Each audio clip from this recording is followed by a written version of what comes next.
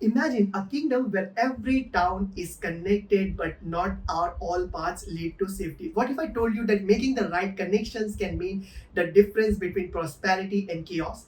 Today we are diving into the fascinating world of kingdom connectivity. Stay tuned as we unravel how we can strengthen this connection and ensure that every traveler reaches their destination safely. Ready to explore? Alright, let's dive into the heart of our solution. We are tackling the problem of calculating the number of unique paths in a kingdom represented as a directed graph. Imagine each town as a node and each road as a directed edge connecting these nodes. Our goal to find out how many ways you can travel from first town to the last town without getting lost or looping infinitely. So where do we start? Well, we need to set up our graph. We use two different lists to represent the graph, one for the original direction of the road and the other one for the reverse direction.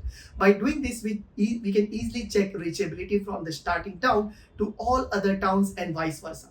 Now think of these two lists as our way of mapping out the kingdom.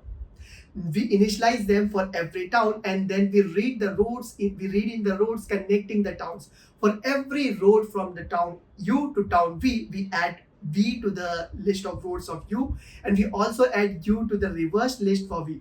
This dual mapping is crucial because later we'll need to check which towns are actually reachable from the start and which ones reach the end.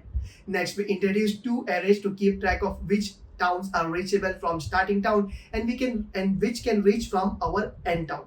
This is where we use DFS or depth first search, a classic technique in graph theory. By performing DFS from the first town, we mark all towns we can reach. Then we switch up and perform DFS starting from the last town to the reverse graph to see which towns can reach the end. Now here's the interesting part. Once we have this information, we create another array to identify which towns are relevant to our path. A town is deemed relevant if it can reach from the start and reach the end as well. This is essential because we want to focus on only those towns that actually matters for our path calculation.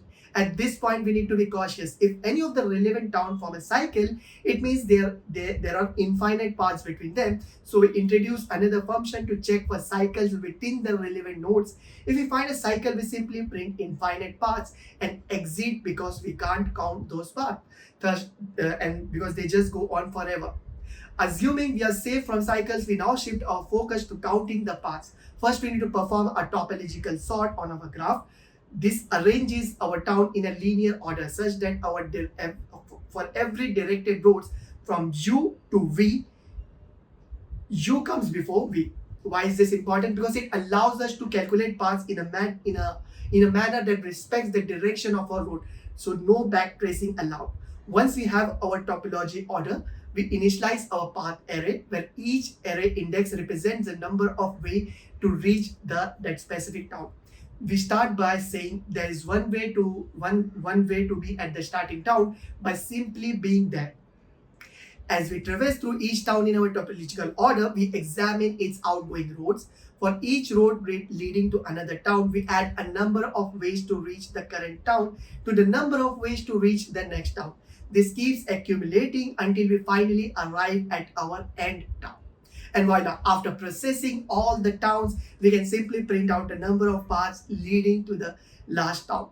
By breaking the problem down into these logical steps, initializing the graph, checking reachability, detecting cycles, performing topological sort, and finally counting the paths, we have built a robust solution. It's structured, efficient, and ready to tackle the kingdom's connectivity challenge. All right.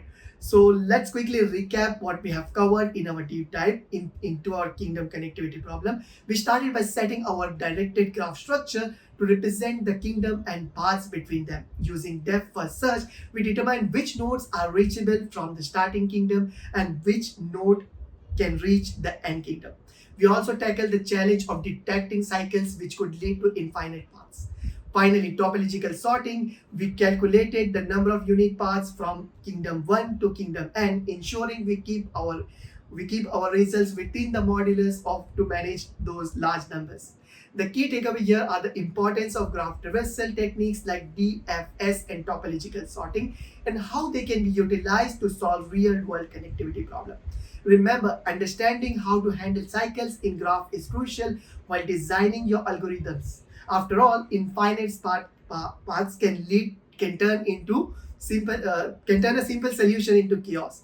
If you have enjoyed this challenge and want to have more deep dive into graph algorithms, be sure to give it a thumbs up and subscribe for more exciting coding content lined up, including advanced graph theories, dynamic programming applications, and even real world use case for these techniques. Also, make sure to check out the link of the source code in the description below. Stay tuned and keep coding.